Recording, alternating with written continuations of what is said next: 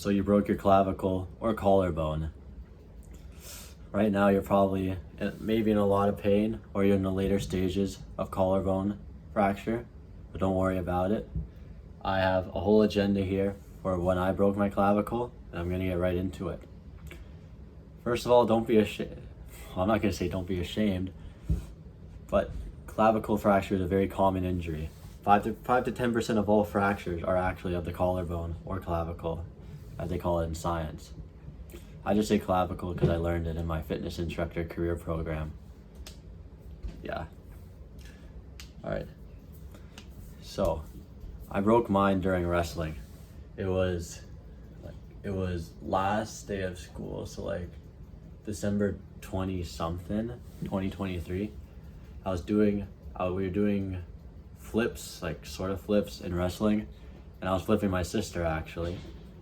And so I grabbed her like the move, I spun her around, but I fell in a weird way, and then she fell like right on, like I made her fall right on my clavicle, and like I knew basically immediately that I broke it, because you can hear a cracking sound, like sort of like your knuckles cracking, like if I can get one. No, I can't, I don't have any. But it's like if you break your knuckle, no, not break, crack your knuckle. That's sort of what it sounds like. And I basically knew, like, you can also feel it. Sometimes it'll poke out. I was lucky enough, it was only poking a little bit. Like the overlap was like that much.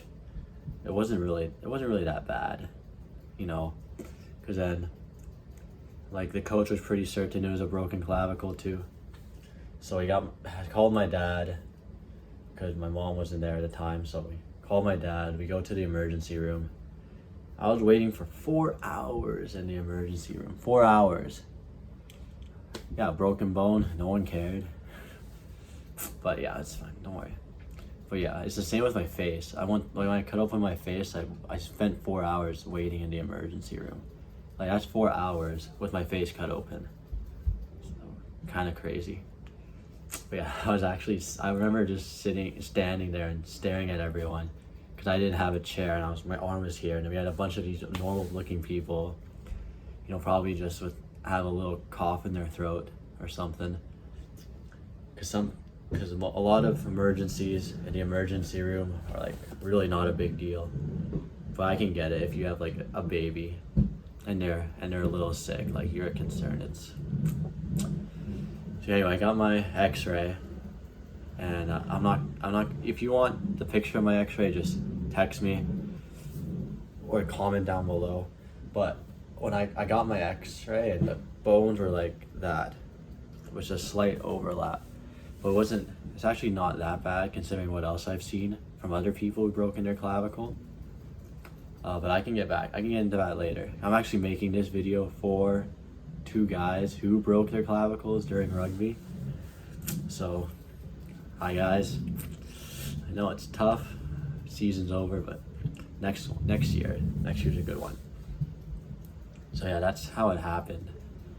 Like my sister fell on it, broke, and then went to the emergency room, got checked out. They pressed it one time and they just diagnosed it right away because it was very obvious.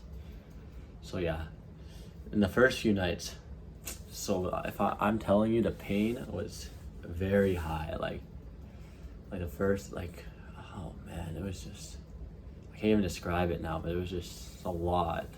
Like it wasn't like keep me up bad, but it was, I couldn't sleep comfortably. Because you actually don't know how, like just moving your arm, like you can see how much your clavicle is supposed to move when you're doing movement. So when it's like broken and you're not supposed to move it, it's incredibly tough to work with. I hope I'm speaking loud enough. But man, I remember I needed a lot of help with my thing. I had to ask my mom for definitely the first few nights to help me dress. The pants I just did it alone. Like I was not about to let my mom see me in just my underwear. But yeah. So it was hard for eating. Like thankfully I broke my left one, now I'm right hand dominant. so it was a lot easier. One, there's a lot. It wasn't that bad. Like I could, like if I can write, it's not that bad. Or use my phone. If I know people break, like I don't really know how it is like that. Like maybe get better at your left hand. The one adjustment I did make on my phone was I changed the keyboard. You can actually change it to go right, center, full screen, or left. I changed it to go right so I could just type with my thumb like that. You know, it was pretty good. And don't worry, I could still play Fortnite. I could play video games after. It was quite uncomfortable though. I remember my right wrist would actually go numb. Actually, where was my left? I had a wrist go numb when I played video games. It would start to hurt. It was probably not the best, but you gotta do what you gotta do to play video games. And thankfully it was during winter break too. Like if it was during school, like I couldn't imagine. Like I'd have to worry about schoolwork and my freaking broken clavicle. Like, oh my gosh. Oh yeah, first the pain got better. Like it always went down. Like I remember before I got surgery, which I'll get into later. Before I got it, like I could go out. Like I hung out with my friends actually one time. We went to like Metro Town. Oh shit, I got a low. Oh frick, right. I'm at 20%. I got quick with this. Okay, so yeah. Oh boy, I hope I don't. That would actually suck so bad. Oh, I'll edit it together if I need to, but. So yeah, first few nights, pain was quite bad. It was quite bad, but it got better. My adjustment, if I had to give a tip for adjustment, like sleep on a 45-degree angle with your clav, because it's less pressure with your arm able to go down in its normal position, and put a pillow underneath your broken clavicle, because then there's no weight that it has to hold. It just stays there like that. So surgery, so I went in like pretty close to get a checkup. Like they want to get the surgery 7 to 10 days within you breaking your clavicle, because if you wait too long, the bones start meshing together, start healing together, and if it's a complete fracture like mine, they don't want to risk it like healing naturally, because it could heal like that when you want it like that, and if it's like that, they just have to break it and then try again. Like you don't want to do that. Just taking the surgery. Yeah, if they give you the option of having surgery, you should do it if it's like that. If it's just like a fracture, not a complete fracture, they'll just leave it, because those can heal quicker. But a complete fracture, usually surgery is needed. Okay. So I remember I got my surgery. I got booked in for January 1st at 6 a.m. Like no one wanted that spot. So luckily I got that. I was running on like 3 hours of sleep, but you know, you don't really need energy for a surgery. I remember I got in, I was messing with the gown, trying not to show my private parts. Then I counted down from 10, I went to sleep. I remember waking back up, I was nauseous and it hurt a bit, it hurt a lot. Like my mom asked me after about how I felt about it, because like there's like trauma that can occur from surgeries like that, but like, no, it wasn't traumatic. I was just like, like, because it hurt and I was nauseous. I was really nauseous. I did not react well to the anesthesia. But, you know, the guy was actually kind of a bragger, a bit bragger. He's like 1 in something surgeries, maybe like 1 in 1,000 people. Like you could damage their teeth from anesthesia, but for me it's more like 1 in 2,500. It was like a casual flex, so that's pretty funny from him. But I remember the night after the surgery, I woke up at 2 a.m. because it hurt really bad. I stayed in the hospital for a long time that day. Like I think I got out like 7 p.m. I didn't have to stay that long. But like the nurse wanted to see me eat and piss and stuff. But the doctors were just like, you can go, like you don't have to stay here. They're sort of pushing us out too, because like they need the beds. So me and my mom got out there pretty quick. Yeah, it was an alright experience. I had a Band-Aid over it to obviously protect the stitches. It would definitely bled a bit, the stitches, I'm not gonna lie. There's some purple spots, a lot of purple spots. But that's what you gotta do. I remember having that Band-Aid on, slowly progressing, like seeing how my arm could move without it. I did it when the thing was broken. I could put my arm up like that when it was broken, which is kind of crazy. But anymore of just pinch. It would pinch a bit, yeah. Pinch, it wasn't good. Wouldn't recommend moving it in that state, but it's just how it is. So yeah, it was like the pain was from breaking it was like that, slowly went down, surgery went right back up, but it went back down again. It just keeps going down. So after the surgery, it was feeling good. Like, I was using it. Like I could take it out just for comfort. I didn't really feel comfortable letting it hang, but I could live my life.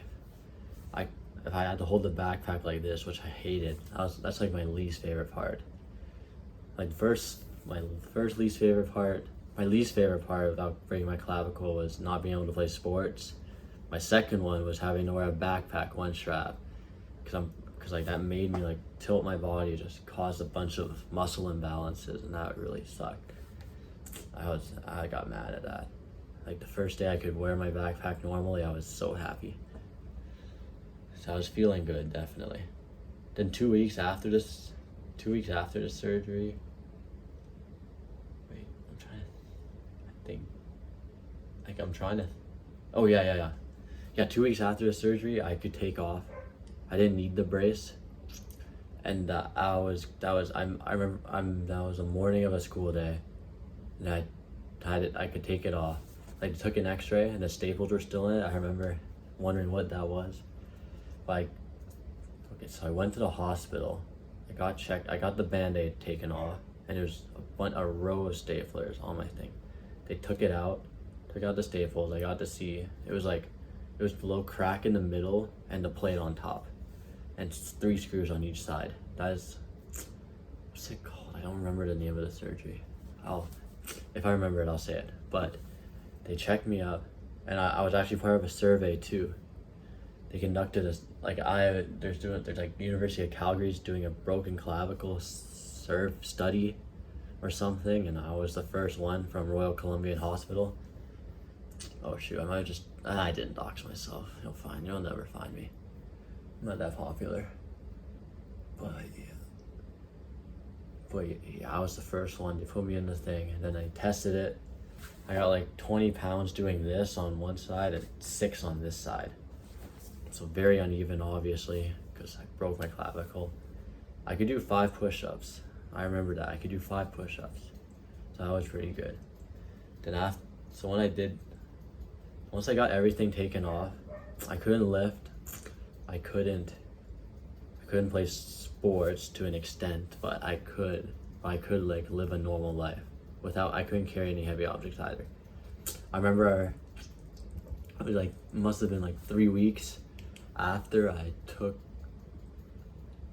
maybe 4 weeks after surgery, I played basketball, which is kind of a stupid move, I could barely lift my arm up like that, and I was shooting hook shots with my left one. It was stupid.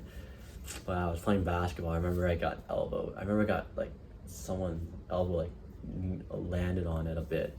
It didn't hurt at all, but I remember after I was just so scared that I accidentally broke it again.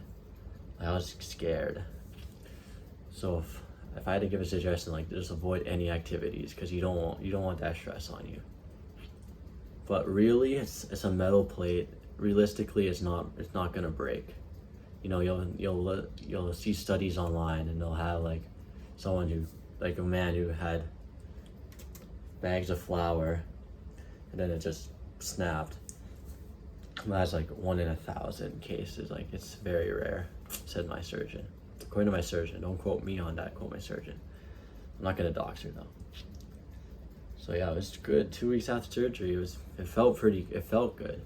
I couldn't like do that. Like it hurt when I did that. I could feel the nails because the bones weren't fully around the nail yet, so it wasn't completely secure. For the next 4 weeks, I could actually go to physio. I remember I couldn't go to physio. I was doing mostly stretches, and then eventually I was able to work the band work. So doing that. So I could do light lifting, but I wasn't allowed to do full lifting, and obviously I wasn't allowed to like play sports like touch rugby. Like I would sit off to the side for touch rugby because I couldn't. You know. What else is there? Any pain? There was pain. There's definitely, like I couldn't, like if you tapped it here, it would hurt a lot for me. Because my skin, because like it's a metal plate under the skin. It's your body's not used to that. So it hurts a bit, but eventually you get used to it. Like now that hurts a little bit, but it does hurt a little bit. Don't get me wrong. Like if you, no, I'll get into playing rugby with a broken clavicle later, but definitely not the most comfy thing in the world. But you know, so next 4 weeks there wasn't really any. It was just like physio and avoiding sports. But in the next 6 weeks, so at my 6-week checkup, it was my 6-week checkup. At my 6-week checkup, I was cleared to lift weights again. So from that point on, I had 6 more weeks until I could play sports again. So at the 6-week mark, I could lift weights. I didn't lose that much strength. You know, I was repping close to the same weights I could. They gave me no restrictions, but like I remember my physiotherapist was like, yeah, you shouldn't do like full like max deadlifts, because that would be stupid. You know, max deadlift, a lot of stress on your arm. Like, it was just like it was dangerous.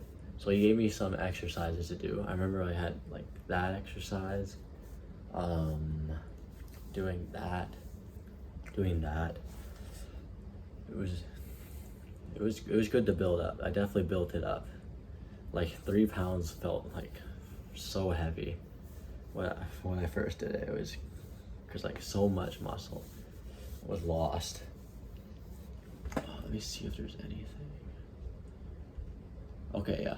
So I was allowed to lift weights. Not a lot of strength was lost, but I didn't feel comfortable doing like big compound lifts, like bench press, squats, and deadlifts. I didn't want to do those. And honestly, I should have progressed more. Like I went right back into it, but it hurt. Like my arm hurt so much after I did that. After my first day of lifting. And I remember my first time doing 135 for bench again. Like I had the biggest guy in my class just spotting me because I was scared, but then it was so easy to lift. Like you're not gonna lose as much strength as you think. As long as you play your cards right, you go to physio, you'll be fine for strength. Like don't worry. Like I think at 3 months after surgery, I was basically back to normal. Like you're not gonna be hitting like full reps, but you're gonna be strong enough for your sports. And if you're more consistent with it, like I wasn't that consistent. If you're more consistent with it, you'll be good. So yeah, another thing about, actually, no, that's in a different section. All right, so that's it for 6 weeks. Like I could do stuff, but not do stuff. Like I could lift weights, but I couldn't max out that much because I didn't want to. And I could practice rugby, but I couldn't play it because I couldn't tackle. It sucked. Like watching from the sidelines. Like I was recording a lot, so that was fun, I guess. But when I couldn't play rugby, it was poop. But thankfully, after spring break, I was able to play rugby again. Oh yeah. Then my next appointment, maybe that was at the 6 weeks. But like basically 3 months, my 3 months after surgery appointment, I was cleared for everything. It was my last appointment. Like my strength in my arm was pretty close to where it could be after I was able to weight lift again. I think it was like maybe a 3 pound difference on doing this, which was basically nothing. It's pretty expected. because it's also my left arm. So, wait, what I guess? Yeah, it's also my left arm, so it's supposed to be the weaker arm. Obviously you don't want muscle imbalances, but it's fine. I really hope I'm speaking. If I'm not loud enough in this video, I'm actually gonna be so mad. I think I should be loud enough. Gosh, I'm worrying about the wrong stuff right now. Anyway, so I was allowed any activity, no restrictions where I am today, and that's still going strong because I haven't heard it yet. I say yet, but yeah, I'm back to weightlifting with a broken clavicle. So yeah, now if I had to say a few things, when I do, it's mostly with squats. When I do the hack squat, there is some pressure on it, but not that much. But I wouldn't do hack squat like 4 times a week because I don't want to put all that pressure on my clavicle consistently. What I did feel is like this bone doesn't stick out that much compared to this bone. Like if I were to break another clavicle, it would definitely be this one next time. So I gotta be careful about that. I was sort of close the last time I played rugby because I got rolled over. But thankfully I just went with the flow and I didn't get hurt. But yeah, so I'm weightlifting with a broken clavicle. But the biggest thing was you lose a lot of muscle in your trap area right here. And when you're putting the barbell on your back, there's like nothing for it to rest here. So the bar is gonna be like that. And that really threw me off. Like, I remember before I broke my clavicle, like I could squat a lot. I could squat 285, that was my max. Like I was thinking like, oh, end of the year I'm hitting 315 easily. But now I'm back to like no restrictions. About like 2 months since I was cleared to play rugby again, actually 3 months. And I haven't even gotten close to 285 again. I haven't even tried. I think the most I've done since then is 245. I've tried 265 and I failed. Like I really did not get back into doing the barbell squat, because it was hard. I got an exercise to like build the strength, the size of it again, but low-key I haven't been that consistent with it. So it's honestly still smaller to this day. Like I'm looking at it right now. It's definitely it's not as far off, but it's far off. So like I'll have to, like really that's just a thing for me to focus on in the off season of rugby, because I'm busy with rugby right now. So, and that's a perfect, what's the term again? Whatever. That is perfect. Oh, I was so close. It was perfect segue to rugby with a broken clavicle. So last year my coach got, like, he was in the hand-me-down bag and he saved this padded shirt for me to wear. So I got a padded shirt last year, and this year it was really helpful, because just an extra little like bit of foaming on this helped a lot. Because like just a little tap before I played my first game, like it hurt a bit. I remember tackling my teammate the day before and it hurt a bit. I'm not even gonna lie. I was like a little scared, but I remember I just barely made any tackles on my left side. But it was okay. I had the padding. I slowly got better and my skin got more used to it. And then it was all right. It's fine. So rugby with a broken clavicle after, like, you think it's gonna hurt a lot, especially if you tap it like this. But all you gotta do is get like back in the flow, and like at that point if you're an athlete, you want to play your sport so bad. Like I wanted to play it so bad during that spring break. When I first got cleared, I was like, I'm ready to go. I was asking my sister, I want to tackle you. And we only went out once because she just kept refusing, until one day I just practically forced her to do it. So yeah, rugby with a broken clavicle. It probably hurts a bit, but you got adrenaline. Oh, one thing, like after your first day of rugby, you're gonna be so sore. like this might just be in general for rugby, but especially like me, because I like all the muscle. Actually, I remember that. I remember every muscle in my body hurt a lot except my left arm. Like every other. Yeah, that's funny. That's funny. But yeah, every muscle hurt. Like my back, my front, my arms, my legs. It was all sore. But that's just from my lack of activity from the past. Oh shoot. I gotta go back. Hold up, I gotta go. Okay, I gotta go back to weightlifting with a broken clavicle. Cause I think one of the most important things you can do when you break a clavicle is not stop lifting. Even if you can only do one arm, that's what I did. That's what I did. I just stayed on one arm while I was weightlifting. And apparently if you weightlift with one arm, it reduces the atrophy of the other arm. But another thing is that your muscles have memory. So if you atrophy them, like that means like going an extended amount of time without lifting, and then the muscle gets smaller, it'll come back quicker because your muscles remember how big they were essentially, you know. So tips that weren't mentioned. Tips that weren't mentioned.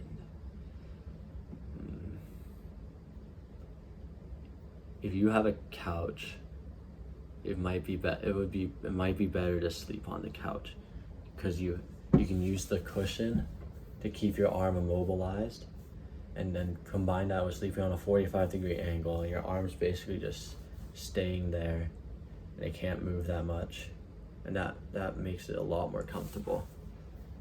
45-degree angle when you're sitting is definitely the way to go. Like flat on the back is so tough. Be proactive with your painkillers. Like even if it's not hurting, that's the time to use them. Cause like you don't need to tough it out.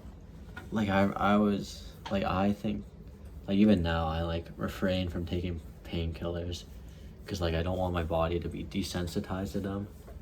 But really that's like if you use them for even the slightest pain, like you have just like a minor, like maybe it hurts a tiny bit to blink, like maybe like if you're just taking Tylenol every day, it's gonna desensitize your body.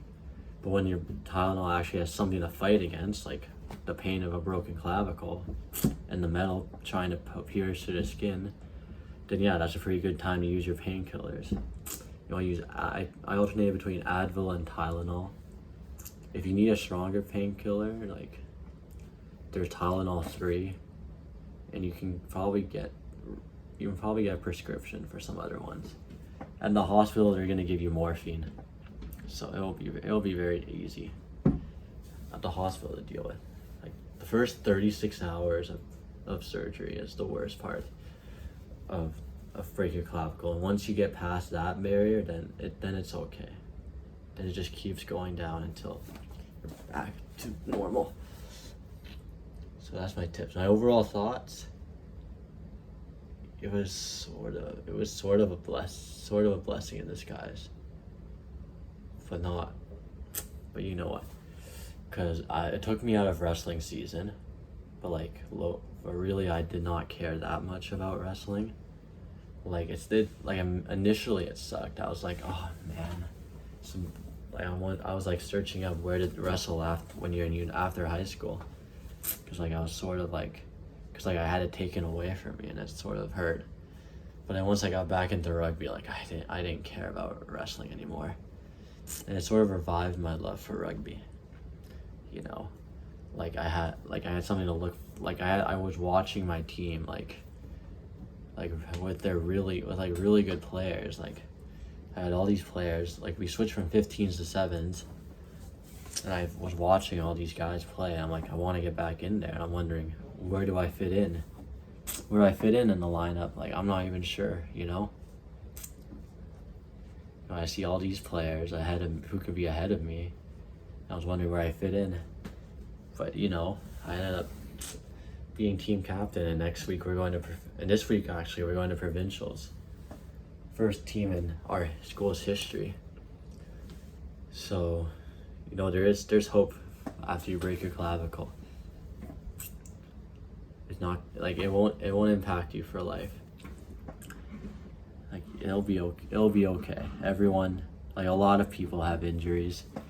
Breaking your clavicle is probably the least like impacting injury you could get, because it has no choice but to get stronger again, because your arm uses it so much. Like it's much better than tearing a ligament. It's better than tearing a muscle. It's better than having a dislocation. So really a clean break is probably the best thing you could go for. Now obviously if you have it break through your skin, like that's a different story. But really you break your clavicle, like it's not gonna affect you that much. I'm back to playing rugby. I don't feel limited in my ability to play rugby. I don't feel scared anymore when I go on for rugby. I was only a little intimidated my first day, but then it's like I fit in. I fit right back in. I didn't really feel didn't really feel bad about it. I remember I scored that day too. So my overall thoughts on my clavicle. It revived my love of rugby in a way. It was a blessing in disguise. It made me focus on other things. It was more like sports psychology. That is the one thing I focus on, like how my brain thought. Like I would go through, I remember I would do like research on like, why am I thinking of certain things? It helped my mind. It helped my mind. It was like a reset for my body too. Cause I remember I had less, cause when I got back in I had less miles. I was watching teammate after teammate fall.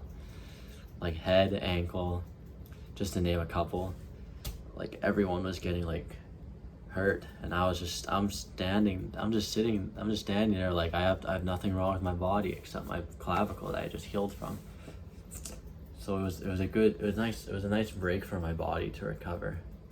Because I think if I went right in from wrestling season to rugby season, like I would be in good shape, I would have good cardio, but my muscles, like I remember I had a really bad elbow issue, like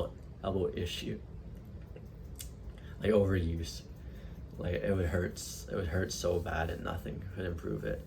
Like I'd rather the pain of the clavicle than that, because that hurt, and I just used it and it would hurt. But again, I broke my clavicle. I got time to recover, and now I'm here talking to you about my broken clavicle and my journey. So to the two people that I'm making this video for, I hope you're doing good, because I haven't seen you guys in a bit. I'm sure you're doing good. And you know, rugby, and you know, like you got time to recover. Your bodies are young, and I don't mean like in a weird way. Like when you're younger, your body heals faster. That's part of the reason why I healed so quickly. Because like when you're an athlete who's in shape, that's the most ideal prototype for healing from an injury, like a broken clavicle. Like really, just eat the right food. Don't eat like a stereotypical American. Like don't eat a bunch of junk food. Like just eat what your mom makes you. Eat a good amount of food. Get your calcium, your protein, your vitamin C. Those are three very good molecules. Biomolecules are definitely something for healing from a bone injury, because that's what your bones are made of. Like if you have bone broth, that's also very helpful. Like just stay on physio. Definitely go to physio. So eat right, go to physio, stay consistent with your lifting, get back into whatever you are able to do as soon as you can, and don't feel the need to rush yourself, because at the end of the day you'll be fine. You'll be fine. There's nothing to worry about. It's just a broken bone. your body's gonna recover. You'll be back to full peak form in like 3 or 4 months. And if you're like me, you'll have another story to tell. It's something that pushed you to get to where you are and further. Because I'm 100 times better as a rugby athlete, an athlete in general, and a person after breaking my clavicle. I had time to reflect on myself, my actions, and what I could do better in my life, and then now I put it to use, and I don't think I've been happier. Yeah, I think this is the best I felt about my future, myself, and my team in rugby. Because this year's the best team I've ever been a part of, and I would not. And if I could go back and prevent myself from doing that flip with Chloe, oh shoot, nah, you're fine. Chloe's fine. If I could go back in time and prevent myself from doing that flip on my sister, I wouldn't, because it wouldn't have brought me to where I am today. So you broke your clavicle or your collarbone, as the commoners say it. And don't worry, because it happens to a lot of people. It's an easy injury to recover from. And if you're like me, it'll make you focus on other areas of your life. And once you're able to get back to everything you want to do, you'll feel better. You'll feel better about your life. You'll feel more optimistic, and you'll be ready. You'll be ready for anything that life throws at you.